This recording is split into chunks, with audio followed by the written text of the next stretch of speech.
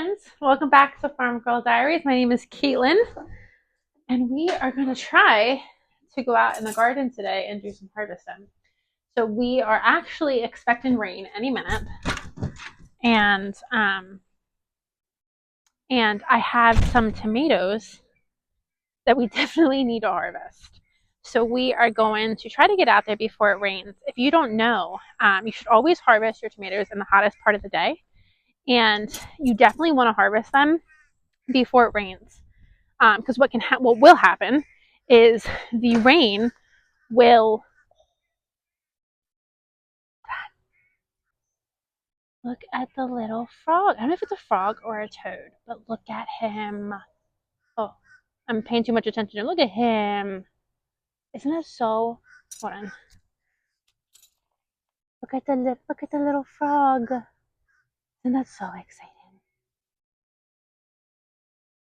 In my pond, love it. So there's actually I think I counted three or four frogs. 3 or 4 frogs in my pond. And I find that incredibly exciting. So let me finish one thought and then we'll go on to the next. And we'll pick some tomatoes while we're doing it. So when you have ripe tomatoes, you should always harvest them before it rains, because the tomatoes will soak up the rain and you'll end up having a watery, flavorless tomato. Look at all these red ones. Just beautiful. So this is only 2 tomato plants. My parents keep coming down and telling me, next year you don't need to do as many cherry tomatoes because you have so many. And I keep telling them, this is only 2 plants. So my cherry tomatoes are just doing crazy, crazy, crazy things. So I don't know what I'm actually going to do with all these. I don't typically can cherry tomatoes into like a final product. But I have so many this year. Like, look at that. I hope you can see that. Well, not really, but there are just so many in here. So I don't know what I'm gonna do with all these, but we're gonna pick them and then we're gonna figure them out. We might turn them into some sort of canned product, but yeah, I just want to get them picked, and you can see how red these are. Just gorgeous. And then here's what happens if you let them on the vine when it rains. They burst. It just means they got too much water content that their flesh or their skin couldn't hold it all.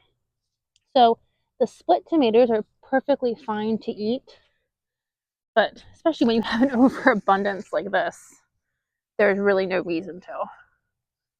So we're just picking all of the nice ones. And I think I'm going to take some to work tomorrow and give some away. I keep thinking to myself, I need to just put them out to sell on like the side of the road for like $2 a quart. And I just haven't done it. There's something about, I don't know why, there's something about it that just seems intimidating about selling your own produce. I don't know. Gosh.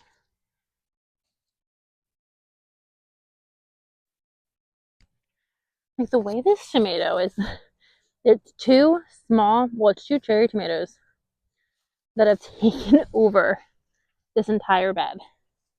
I have never in my life, I've never in my life seen a tomato plants get this big.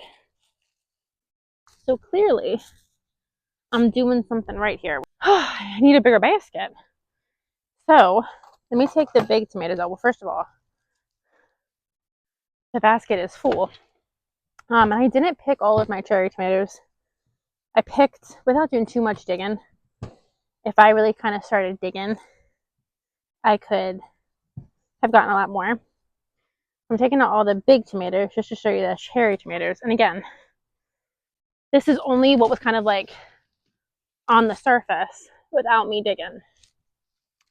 So that's not a bad batch. And there are a lot that are close, and I'm gonna take the risk. What I'm not taking the risk with are my big tomatoes. So this, I believe, is going to be I think it's going to be a Cherokee Purple. This is one that started to blush, and this one has started. It's not gotten very far yet. They're calling for rain for the next 2 days. I hope we get it because we are in a drought, so we need it.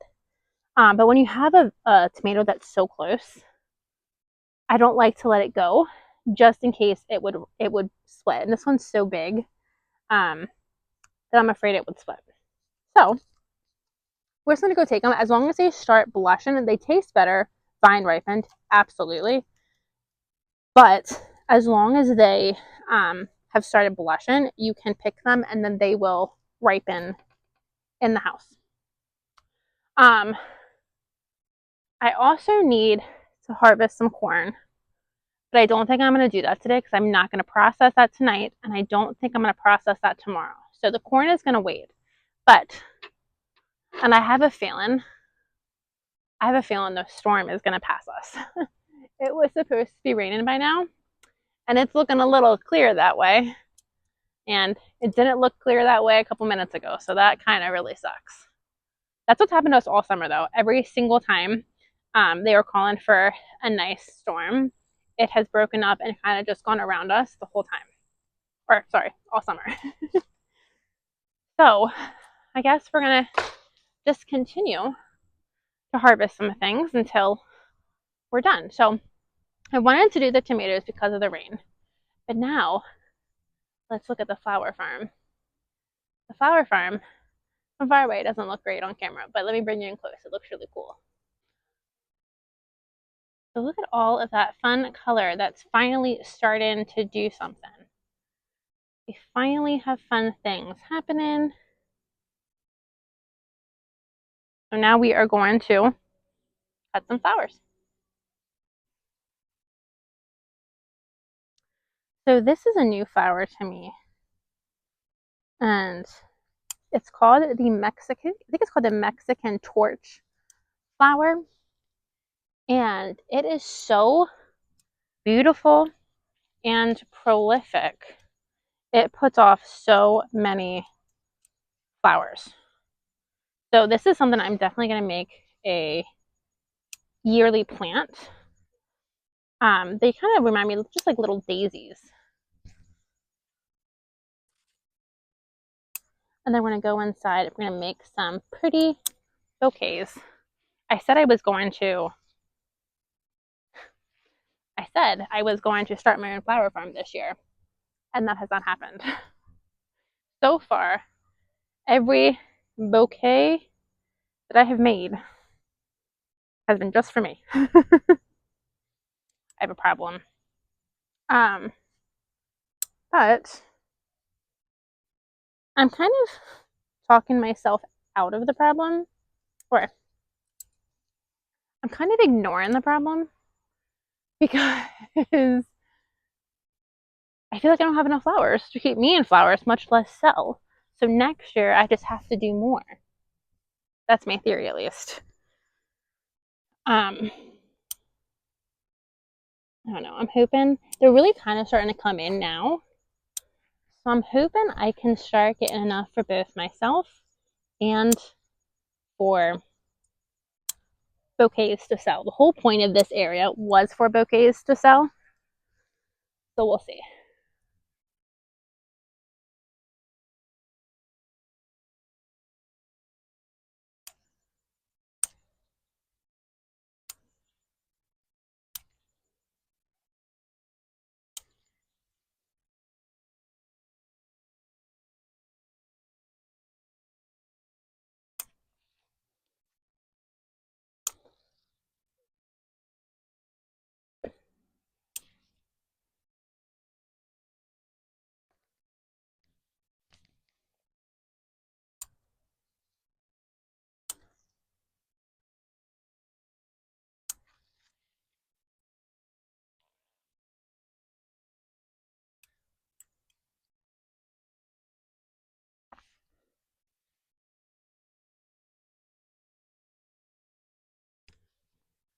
I mean, that's a pretty bunch of flowers, I think.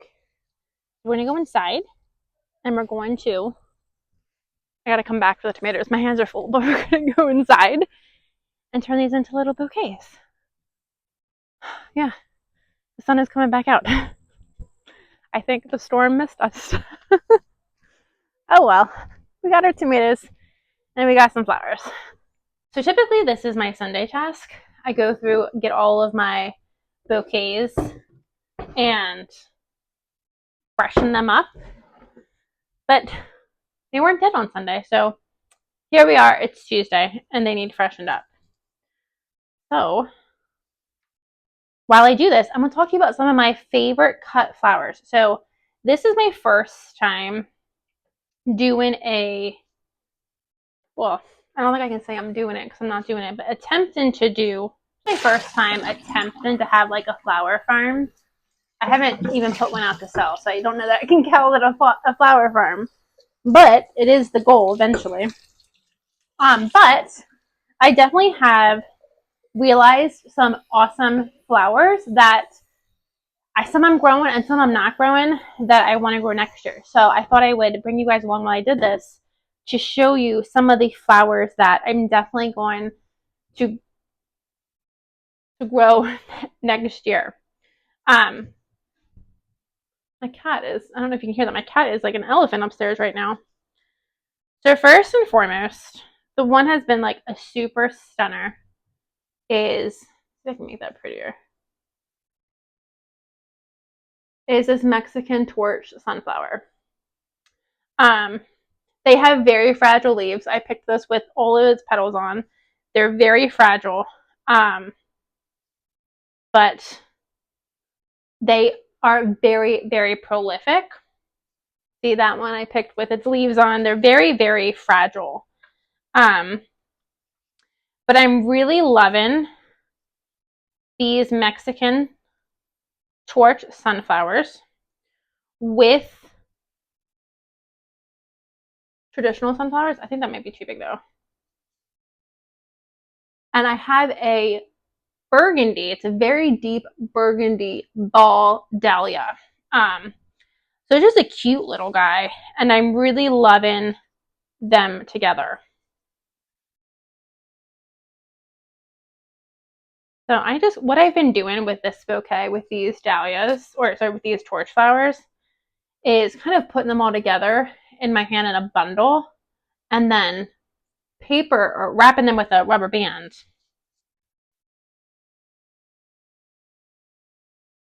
And these just feel super fall-y to me.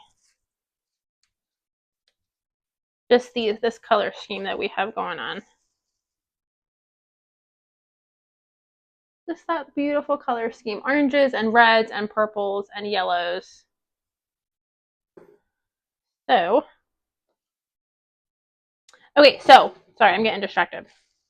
I lost my rubber band though. Let me see if I can put it in here without the rubber band.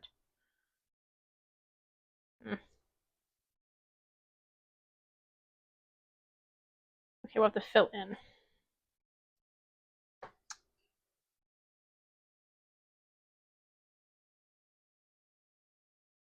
So the purpose of the rubber band is because it keeps everything together. It doesn't just fall apart like it just did.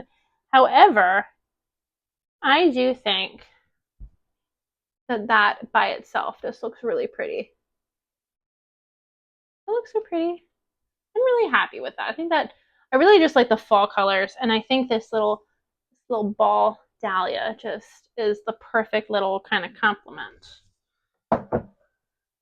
So we're loving that guy there. I don't know if I'm gonna keep him there. We're loving him. Other fan favorites are definitely the dahlias, and not dahlias. Other fan favorites are definitely the zinnias. And I realized this year that I want to start growing the California zinnia. This is a dead one, but it is so much bigger. That one, it's hard to tell. That's a California. This is a normal zinnia. It's so much bigger, and this is shriveled up and dead. But it's so much bigger than the zinnia seed packets you get just like from Lowe's. So I've already decided I am going to start purchasing only California King. They just make a better statement when they're bigger.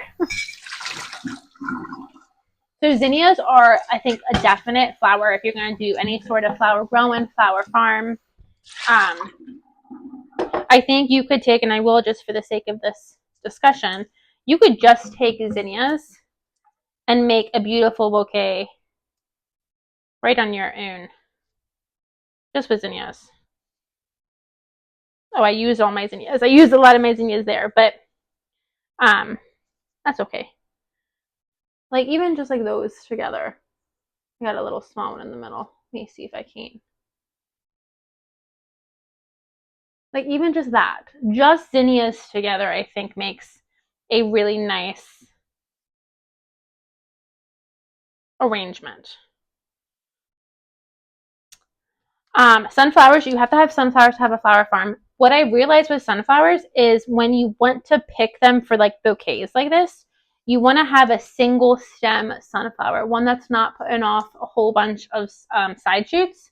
The side shoots are great because they give you more bang for your buck. But when you want to harvest them for just sunflowers, when you want to harvest them just for bouquets, you kind of want to kind of stick more to the single stem. I had a rubber band. Let me go get a new one because I need a new one for this one. I want to have a single stem sunflower if you want to if you're doing bouquets, is because they set out side shoots. The side, like a regular sunflower that is not just single stem, they send out the side shoots. The side shoots are flimsy. Like if you can see that stem, it's a very thin, kind of flimsy stem. And a lot of times with these side shoots, they don't have a lot of stem length. So in order to harvest and get a nice stem length, you're sacrificing other buds. So that's how other sunflower or other flower farmers do it. They do the single stem sunflower. And that's definitely what I'm going to do next year. Another great filler flower is just to have a couple of cosmos. These are just pink cosmos. These are single pink cosmos.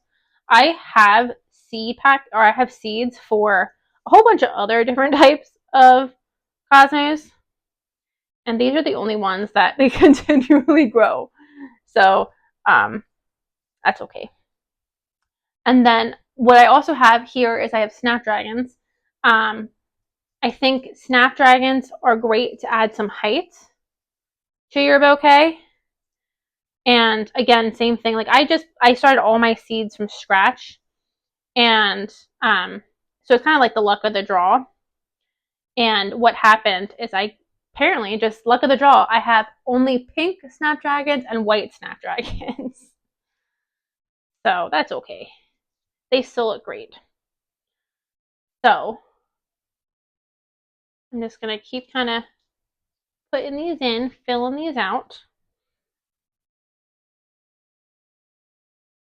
I don't know how I keep losing. Oh, my rubber, like I lost my rubber band I just got. It's on my wrist. Okay. So this is why I like to bundle it in a rubber band, is because it keeps them all together kind of how you want them. Keeps them all kind of together. This one came out. But then secondly, some of these stems are small. I just broke this one, so I want to cut him. Cut him where I broke him. So some of these stems are smaller. I can stick him into the rubber band and he doesn't just fall down to the bottom of the jar. He stays where I want him. So I can see like this zinnia here is just kind of, it's small, so it's hiding down below. I can kind of pull them out and they're still in the bunch, but they're where I want them.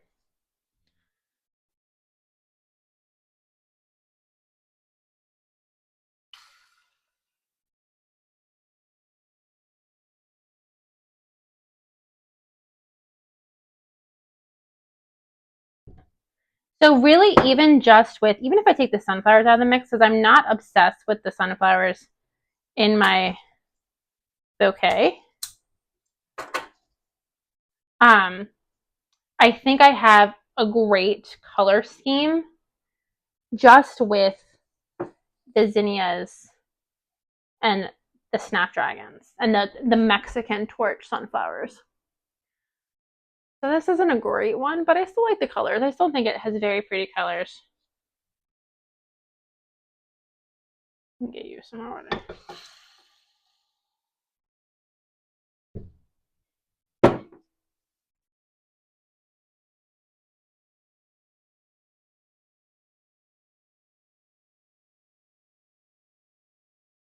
So I think even if you take kind of the sunflowers out of the picture, I think they're still really pretty bouquets, just with the different color zinnias and snapdragons. Here is one of my favorite bouquet styles this year, and this one is super easy, and I will forever be doing this. Eucalyptus and a white flower. So for this, I do eucalyptus and then white snapdragons. Oh, and baby's breath. I also have baby's breath growing, and baby's breath is a great filler. I'm just gonna trip, but I'm really liking like that combination. I think that is really pretty. So I'm really liking how this is turning out. So next year, I'm definitely going to be doing a lot more eucalyptus. I only have 2 plants, so I definitely want to do a lot more eucalyptus next year. Let me clean up this mess, and then I will talk to you about what other plants I'm not growing, but I want to grow next year. Okay, unfortunately with what I picked, I thought I picked a good amount, but I was only able to fill 3 jars. So I did this one, just top that one off. I did this beautiful guy. I think he always looks so much better in person too. And then I have this guy. And I think he could be better, but I think he's okay. I think he's still pretty. He's still full of color and very pretty. But you need to go in there. Okay. But I wasn't able to fill. I have this guy that needed filled and this guy that needed filled. But that's okay. We'll empty them for now. But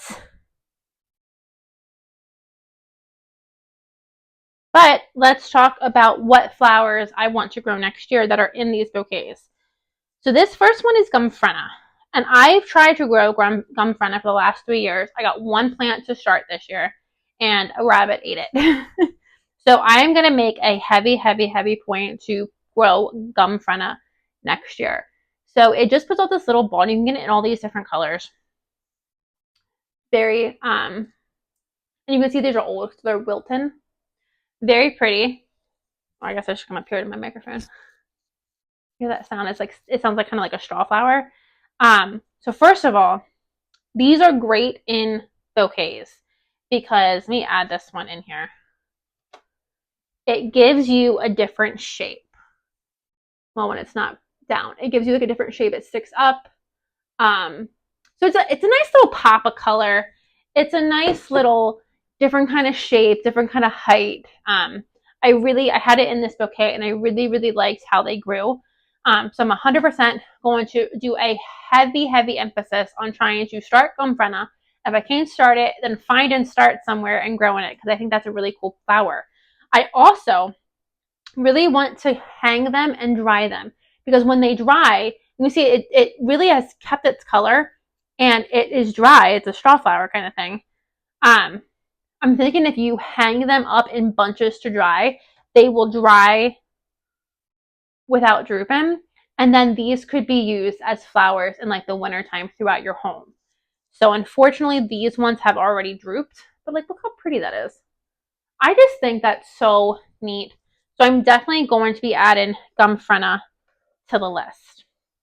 I had another one. Okay, here you can't see. It's this very delicate flower. This is a Lisianthus that has died. But Lisianthus, and if you can kind of see, it's a very delicate petal. It's a very delicate flower. It almost looks like a rose. And when you harvest it, You harvest it when this flower is starting to open. I still have a bud here. I have a flower here.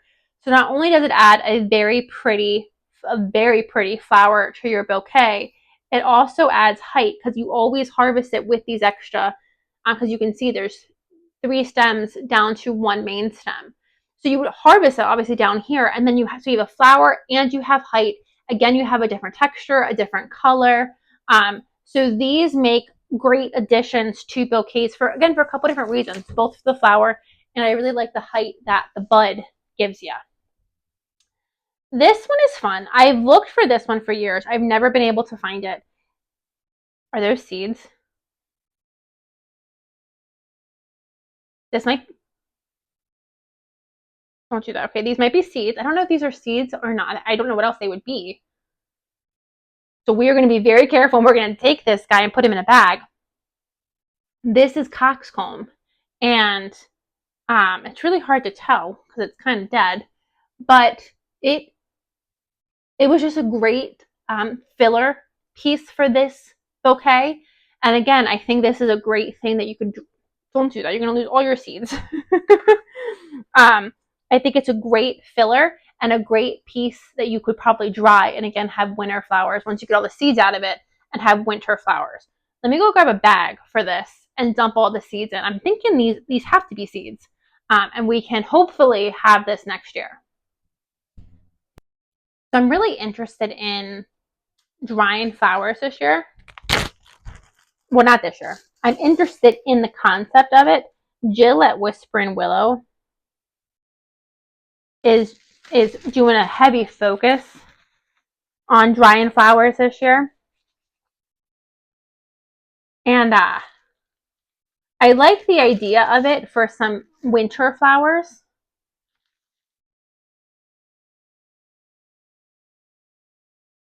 So I'm just kind of paying attention to what I see here. And kind of making note that when I do this next year, I want to make sure I dry some for winter bouquets. But we got some hopeful... I don't know what else they would be. They have to be seeds. So I'm going to keep this guy. I'm not going to get rid of this guy, but I'm hopeful that we can grow in coxcomb next year. This I do have. This hasn't started producing for me yet, but this is amaranth. And this is in the bed with the snapdragons. It's just starting to grow for reasons I don't know. Mine is not amaranth, celosia. I have amaranth, but this is celosia. And mine is just starting to grow. But again, it puts off this beautiful spiky flower when it's not dead. And I really like it because, again, it adds that height requirement to your flowers. Here's another white gumfrena. I just think that is so neat. I'm so happy with those. So I'm excited to get them next year. Yeah. So those are... Oh, and then I also want to get stock and status. A lot of flower farmers are growing stock and status, and I don't have those seeds, but I have my order for Johnny seeds ready to go, and I am going to get stock and status seeds to grow next year as well. So as you can see, the flower farm next year is definitely going to take off, and we're not allowed to make any excuses about why we're not selling flowers. Thank you guys for joining me. The purpose really of this video is I got a microphone and I got a new stand for my camera, and I just wanted to test it out, see how it goes. But thank you guys for joining me. We got some good things done. The rain's not here yet, but at least we got some flowers picked. And I'm just really kind of starting to think about the fall. I'm so ready for fall. It is so hot. It's so dry. I'm tired of the heat. I want to wear one of my big cozy sweaters. I want to curl up on the couch with a big old blanket and drink hot chocolate. I'm so ready for anything but summer. I don't really want winter yet, but I want something but summer. So I'm really kind of just channeling fall right now. It's the end of July, almost August. So we have about another month and a half. 2 months until we can start really channeling fall, really thinking fall. But it's now is the time where we want to start thinking about what we're planting in the fall and then what we're doing next year. So every time I go in the garden, I'm trying to just think about plans for next year because now's the time you want to start maybe buying seeds, maybe preparing some beds. When I put beds to bed this year, sometimes I can do things differently depending on where I'm putting certain plants. For next year. So it's always something good to start thinking about now. You have plenty of time, but I just like thinking about it. It's kind of starting that thought process now. So thank you guys for joining me. I hope the microphone worked. The stand is so far working great, so I'm liking that. But thank you guys for joining me, and I'll see you in the next video. Bye, friends.